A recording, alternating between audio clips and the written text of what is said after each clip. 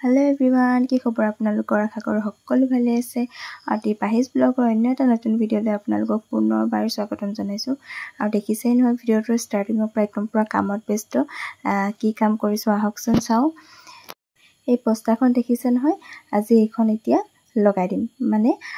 বহুত দিনে হৈ গ'ল এইখন লগাম বুলি কিন্তু সময় সুবিধা হোৱা নাছিল আৰু আজি দাদাহঁতক মাতি তেনেকে লগাবলে বুলি সকলো ব্যৱস্থা কৰি লোৱা হৈ গ'ল আৰু এতিয়া মই আকৌ বেটা স্কুলৰ পৰা আনিব যাব কাৰণে ৰেডি হৈ লৈছো আৰু তাৰ আগতে এইখন ফিটিং কৰাটো এবাৰ চাই ললো ক'ত কেনেকৈ লগাইছে কি কৰিছে আৰু এতিয়া আপোনালোকৰ সুবিধা হ'ব মোৰ ওচৰত কেক অৰ্ডাৰ কৰিবৰ কাৰণে যোগাযোগৰ নম্বৰ আছে আপোনালোকে মোক যোগাযোগ কৰিব পাৰে আৰু এতিয়া বলক মই স্কুললৈ গৈ থাকো বেটাক লৈ আহো স্কুলৰ পৰা আহি পালো আৰু আহি পোৱাৰ লগে লগে ফোন এটা আহিলে যে কেক এটা লাগে